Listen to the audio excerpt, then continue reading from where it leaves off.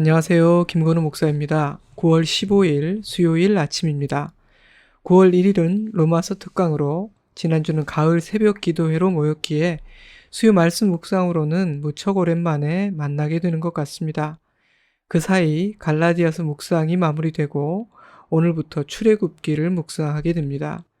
하지만 곧바로 출애굽기로 넘어가기에는 아쉬움이 남아서 간략하게나마 갈라디아서 전체를 다루고 다음 주부터 출애굽기를 묵상하도록 하겠습니다. 갈라디아 지역의 교회들은 사도 바울이 1차 전도 여행 때 설립한 교회들이며 그들에게 보내는 이 편지는 1차 전도 여행을 마친 이후 그리고 사도행전 15장이 기록된 예루살렘 공의회 전에 쓰여진 편지입니다. 바울 서신 중 가장 먼저 쓰여진 첫 번째 편지로 짐작됩니다.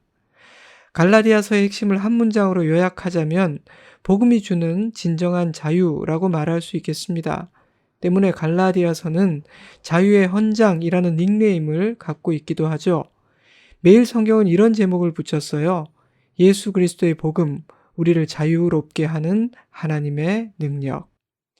율법과 죄의 권세로부터의 자유, 살아계신 주님을 섬기는 자유, 성령을 따라 사는 자녀들의 자유로운 삶. 갈라디아서는 그리스도 안에서 성도들이 누릴 수 있는 자유의 본질과 실체를 조목조목 설명하고 선포하는 그런 편지입니다. 몇 구절을 읽어드리겠습니다. 4장 6절 너희가 아들임으로 하나님이 그 아들의 영을 우리 마음 가운데 보내사 아빠 아버지라 부르게 하셨느니라. 그러므로 내가 이후로는 종이 아니요 아들이니 아들이면 하나님으로 말미암아 유업을 얻을 자니라. 4장 31절 그런즉 형제들아 우리는 여종의 자녀가 아니요 자유 있는 여자의 자녀니라. 5장 1절 그리스도께서 우리를 자유롭게 하려고 자유를 주셨으니 그러므로 굳건하게 서서 다시는 종의 멍에를 매지 말라. 바울은 종교적 열심으로 무장되어 있었으며 율법주의의 노예로 살았던 사람이었습니다. 그랬던 그가 다메섹 도상에서 예수 그리스도를 만남으로 종된 삶에서 벗어나 자유로운 자녀의 삶을 살게 됩니다. 바울이 예수님을 찾은 것이 아니라 예수님이 자신을 핍박하던 바울을 찾아오신 것이었기에 은혜였고 선물이었습니다. 그래서 바울은 일평생 은혜의식 안에서 감사하는 마음으로 살게 됩니다. 나는 사도 중에 가장 작은 자다. 내가 나된 것은 하나님의 은혜이다. 라는 바울의 고백은 듣기 좋은 빈말이 아니었던 것입니다. 하나님의 자녀로 살면 살수록 율법에 매여 살았던 과거의 삶과 그리스도 안에서 자유로운 삶은 극명하게 비교되었습니다. 때문에 바울은 그 누구보다 더 치열하게 율법주의와 싸웠고 십자가의 복음을 자랑했던 사람이기도 합니다. 저는 사도 바울만큼 복음이 주는 자유의 의미를 아는 자는 없을 것이라고 생각합니다. 그만큼 율법에 충성한 신실하고 경건한 율법의 사람은 찾기 어려울 테니 말입니다. 빌립보서 3장 4절입니다. 그러나 나도 육체를 신뢰할 만하며 만일 누구든지 다른 이가 육체를 신뢰할 것이 있는 줄로 생각하면 나는 더욱 그러하리니 나는 8일 만에 할례를 받고 이스라엘 족속이요 베냐민 지파요 히브리인 중에 히브리인이요 율법으로는 바리새인이요 열심으로는 교회를 박해하고 율법의 의로는 흠이 없는 자라. 혈통, 열심, 헌신, 경건한 삶 모든 면에서 그는 율법의 의로 구원받을 수 있고 자유를 누릴 수 있다는 확신으로 가득한 충성스러운 율법의 사람이었습니다. 그런데 다메섹 도상에서 자신이 핍박하던 그 예수님을 만난 후에 깨닫게 되죠. 그동안 나는 자유자가 아니라 종으로 살았던 것이구나. 오직 십자가의 복음만이 죄인을 자유롭게 할 수 있는 것이구나. 예수님과 유대인들이 나누었던 대화는 그러한 바울의 깨달음과 각성이 왜 놀라운 것인지를 가르쳐 줍니다. 요한복음 8장 31절 예수께서 자기를 믿은 유대인들에게 이르시되 너희가 내 말에 거하면 참으로 내 제자가 되고 진리를 알지니 진리가 너희를 자유롭게 하리라. 그들이 대답하되 우리가 아브라함의 자손이라 남의 종이 된 적이 없거늘 어찌하여 우리가 자유롭게 되리라 하느냐. 예수께서 대답하시되 죄를 범하는 자마다 죄의 종이라.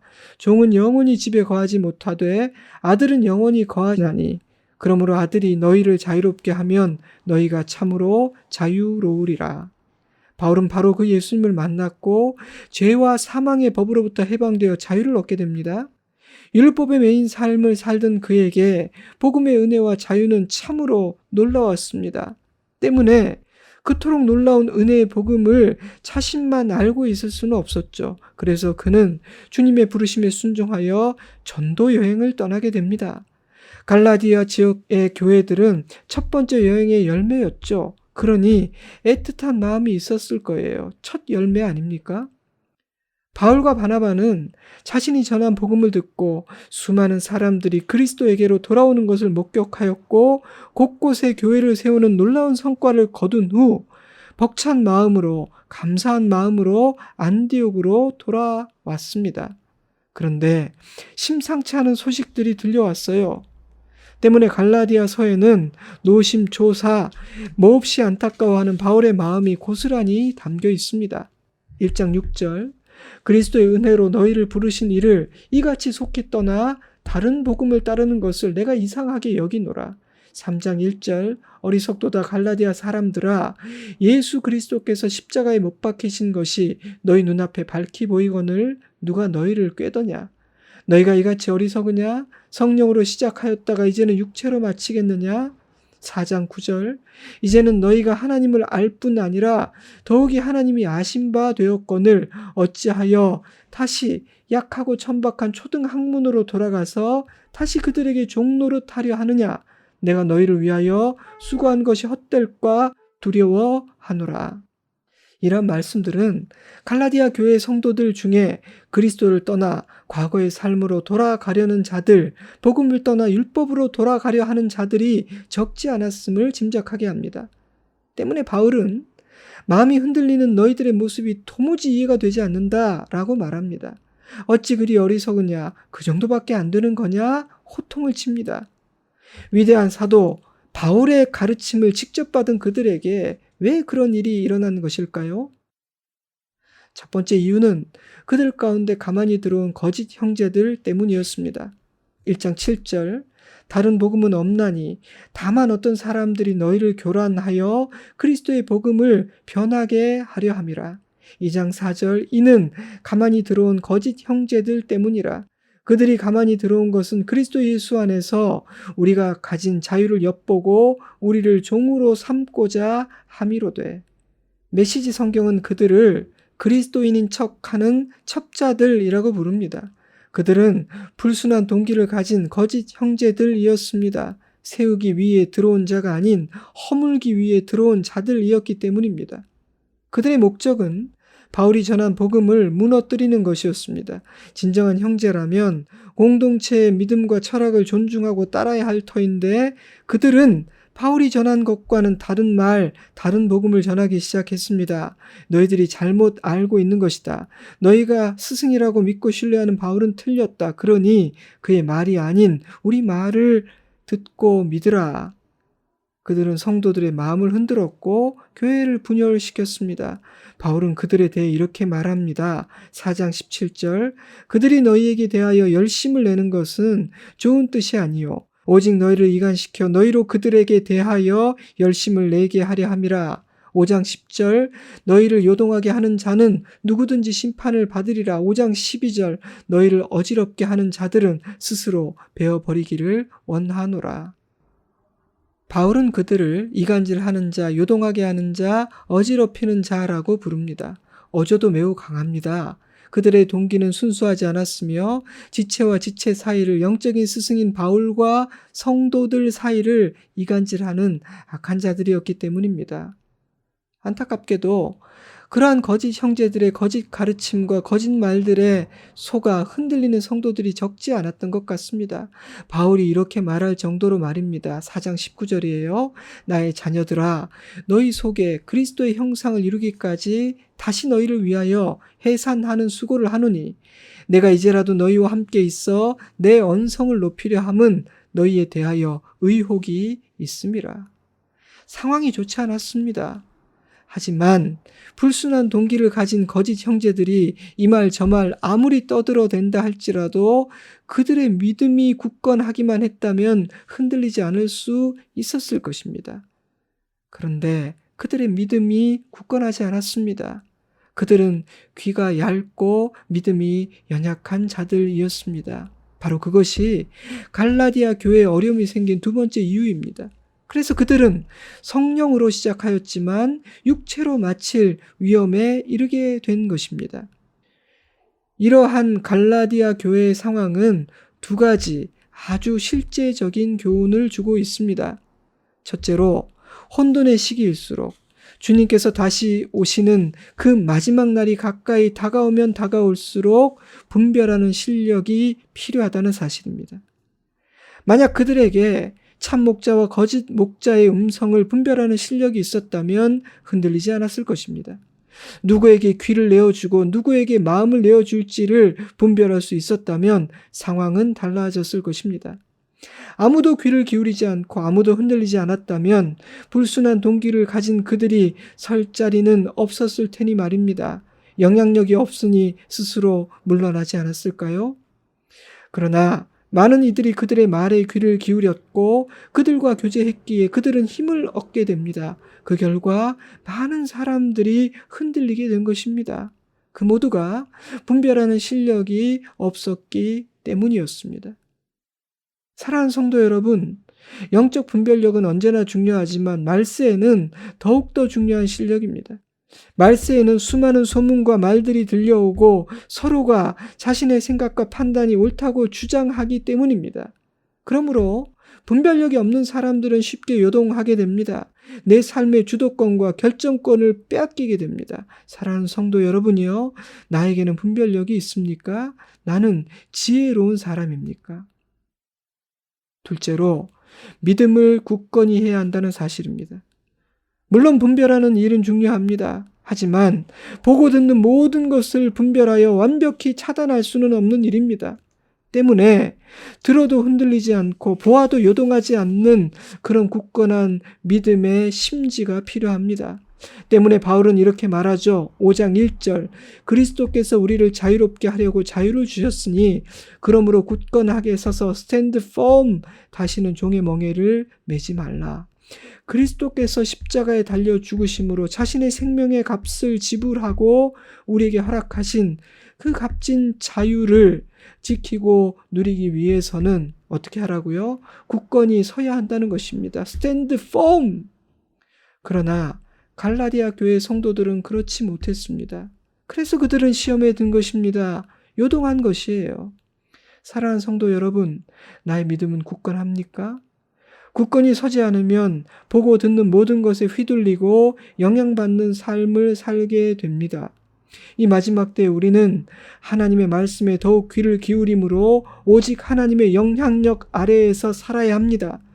그것만이 낙심을 이기고 끝까지 버텨내어 완주하고 승리할 수 있는 유일한 비결이기 때문입니다. 이런 배경에서 쓰여진 책이기에 갈라디아서에는 복음의 정수와 실제적인 삶의 교훈들이 가득합니다. 참으로 보물 같은 편지죠. 그중 딱 3가지만 나누고 오늘 묵상을 마치려고 합니다. 첫째로 갈라디아서는 그리스도 안에 있는 성도들의 정체성에 대해 이렇게 말합니다. 4장 6절, 너희가 아들이므로 하나님이 그 아들의 영을 우리 마음 가운데 보내사 아빠 아버지라 부르게 하셨느니라. 그러므로 내가 이후로는 종이 아니요 아들이니 아들이면 하나님으로 말미암아 유업을 받을 자니라. 4장 31절, 그런즉 형제들아 우리는 여종의 자녀가 아니요 자유 있는 여자의 자녀니라. 아멘. 우리는 종이 아니라 아들이라는 것입니다. 율법의 매인자가 아니라 아들의 영을 소유한 성령의 사람이라는 것입니다. 하나님의 모든 것을 유업으로 받을 하나님의 상속자라는 것입니다. 그러므로 천박한 초등학문과 같은 율법으로 돌아가 종노릇하려 하는 것이 얼마나 어리석은 일이냐는 것입니다. 자녀답게, 자유자답게, 상속자답게 살아야 한다는 것입니다. 사랑하는 성도 여러분이요, 자신을 어떤 존재라고 생각하고 있습니까? 갈라디아서가 우리에게 던지는 질문입니다. 나는 종이 아닌 자녀로 자녀답게 살고 있는 것 같습니까? 만약 내가 그런 존재라면 나의 생각과 나의 삶에는 어떤 변화가 일어나야 할 것 같습니까? 둘째로 갈라디아서는 거듭난 하나님의 자녀들의 새로운 삶의 방식에 대해 가르쳐주고 있습니다. 5장 16절, 내가 이르노니 너희는 성령을 따라 행하라. 그리하면 육체의 욕심을 이루지 아니하리라. 육체의 소욕은 성령을 거스르고 성령은 육체를 거스르나니 이 둘이 서로 대적하므로 너희가 원하는 것을 하지 못하게 하려 함이라. 너희가 만일 성령의 인도하시는 바가 되면 율법 아래 있지 아니하리라. 5장 22절, 오직 성령의 열매는 사랑과 희락과 화평과 오래 참음과 자비와 양선과 충성과 온유와 절제니 이 같은 것을 금지할 법이 없느니라. 만일 우리가 성령으로 살면 또한 성령으로 행할지니 헛된 영광을 구하여 서로 노엽게 하거나 서로 투기하지 말지니라. 6장 8절, 자기 육체를 위하여 심는 자는 육체로부터 썩어질 것을 거두고 성령을 위하여 심는 자는 성령으로부터 영생을 거두리라. 우리가 선을 행하되 낙심하지 말지니 포기하지 아니하면 때가 이름에 거두리라. 육체를 따라 살지 않고 성령을 따라 사는 삶, 낙심하지 않고 끝까지 성령을 위하여 심는 삶, 바울은 바로 그것이 자녀의 삶이라고, 자유자의 삶이라고 말하고 있습니다. 또한 포기하지 아니하면 때가 되었을 때 반드시 풍성이 거두게 될 것이라고 약속합니다. 아멘, 아멘. 사랑하는 성도 여러분, 우리는 율법의 메인 종이 아닌 성령을 따라 사는 하나님의 자녀입니다. 그러므로 우리가 맺어야 하는 열매는 성령의 열매이지 세상의 열매, 육신의 열매가 아닙니다. 나는 어떤 열매를 맺고 있는 것 같습니까? 나는 성령을 위하여 심는 자라는 생각이 드십니까? 이 아침 바로 이 부분부터 점검해야 하겠습니다. 왜냐하면 우리는 주님이 곧 오실 것이라는 영적인 긴박감을 갖지 않을 수 없는 그런 마지막 때를 살고 있기 때문입니다. 마지막 셋째로 바울은 자신은 그리스도와 그의 십자가만을 자랑한다고 고백합니다. 2장 20절입니다. 내가 그리스도와 함께 십자가에 못 박혔나니 그런즉 이제는 내가 사는 것이 아니요 오직 내 안에 그리스도께서 사시는 것이라. 이제 내가 육체 가운데 사는 것은 나를 사랑하사 나를 위하여 자기 자신을 버리신 하나님의 아들을 믿는 믿음 안에서 사는 것이라.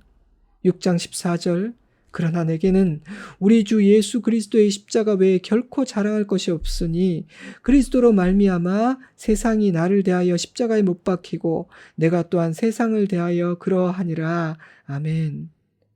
마치 갈라디아서의 결론처럼 들리지 않습니까?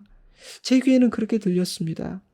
저는요, 바울은 갈라디아 교회 성도들이 그리스도의 십자가만을 자랑하는 자 되기를 바라고 있구나, 그런 소원이 그에게 있는 것이구나 라는 생각이 들었습니다.